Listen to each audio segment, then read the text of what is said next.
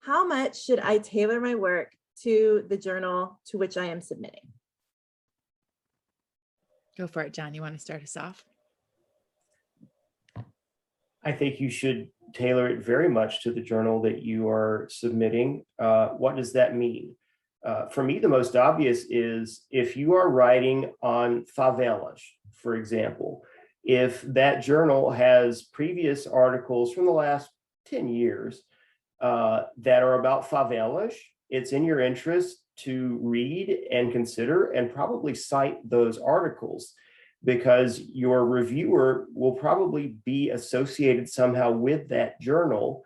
And they will ask, well, why didn't you cite the person that just wrote on this last year, or, at least recently, right? I know that guy, that woman, that individual. So that's one place to start. The formatting guidelines of that journal are another place to start, because MLA supposedly was invented so that everyone is arbitrary in the same manner, but that doesn't happen either. Chasky, when David William Foster was in charge of it, refused to acknowledge the most recent MLA. They liked the old one that had the word print in it, for example, or maybe it was the version before. But anyway, so that's an example of, well, what does the journal ask for? You can't just say, oh, well, this is the newest MLA. Another approach is, I've been rejected for doing cultural studies. In my mind, it wasn't cultural studies because it's about a canonical author, but in that journal's mind, it was. So if they are a very canonical, traditional journal, you can tell that by reading it and say, well, maybe, you know what, if I'm going to go in this direction that they're going to call activism or politics, then that's probably not the journal for me. I need to go to one of the many other prestigious journals that do what I do. Yeah, I think that was kind of my main point, John, coming off your last comment there, that, maybe you need to go to another journal. I mean, thinking about that, but even I'm thinking beyond that, like, let's say you've tailored your work, you've done everything right. You read the author guidelines, check. You've read the journal and engaged with, previous publications there, check. You're aware of the correct scholars to cite, check. And then you send it in and you still get a reject, right? At whatever level that comes.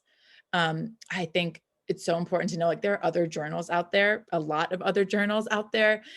So you might have to, fish around a little bit for the right one, and what you think you tailored your journal to as far as journal selection might not end up being the right fit, but it doesn't mean that you have to go back and completely, maybe if you have some substantial comments, great revisions, take those in mind, or, keep those in mind and maybe make some revisions before sending it out again. But it's also possible that the piece as is a great fit elsewhere. So obviously, you should know for grad students that you should not send out, an article to two places at once. But once you get a response, and that might be a reject, that will happen to you, send it out somewhere else is my recommendation. My general recommendation to grad students and new colleagues is believe in yourself, send that stuff out, get it out there. Don't hammer it out in your desk for months beyond when you've done everything right already. Get it out there, give someone a chance to send it to reviewers, and then receive that feedback and do something with it or not. So what I'm trying to say here in this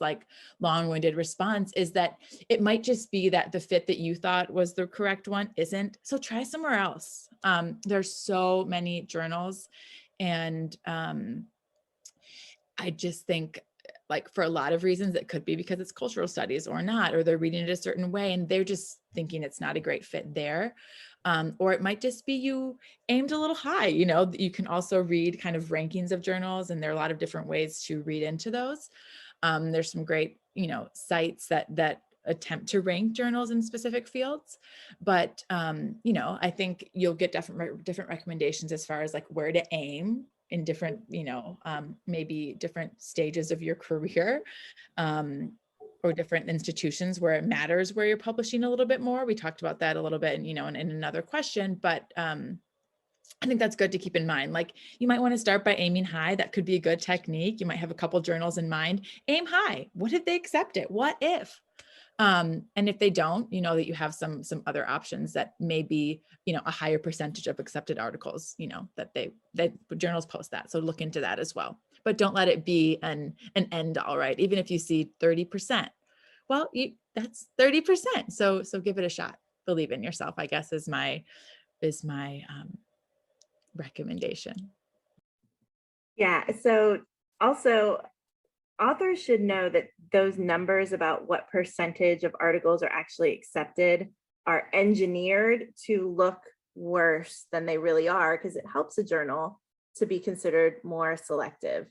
So if I send out a revise and resubmit, that is officially a rejection. Like it counts as a rejected paper, even though I'm giving you clear feedback on how to improve it and an invitation to resubmit it. That's even a really good paper. You might only have a few small revisions that you need to make, but I send it back to you as a revise and resubmit because it's not publishable in its current form. You send it back 3 weeks later with the revisions made.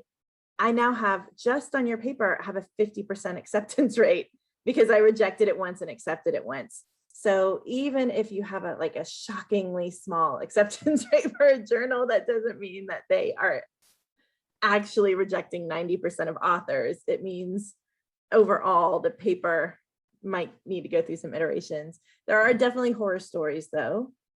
And journals have audiences. And so I think if you don't understand who the audience of the journal is, how can you write for the conversation that journal is hosting, right? I really like to publish open access. And sometimes I have to make hard choices about who I'm going to submit something to make sure that it can be freely available on the internet to as many people as possible. I happen to be in a position where I can make those choices on my own, but some people don't have that option because they have to publish in certain journals or in certain ways. But I think there's a lot, for me, a lot of it depends on audience. If you are writing for SPR, then you know you are writing for an interdisciplinary audience of teachers of Spanish and Portuguese and researchers of Spanish and Portuguese with many different specialties. And so considering our wide range of knowledge and expertise and even language is really important. But if you write for, a theoretical linguistics journal, you can assume the audience has a much different baseline of knowledge and comfort level with jargon and things like that. And that goes back to the advice both of y'all gave also about having read a lot out of that journal and understanding what kinds of things they publish and how your work fits into it.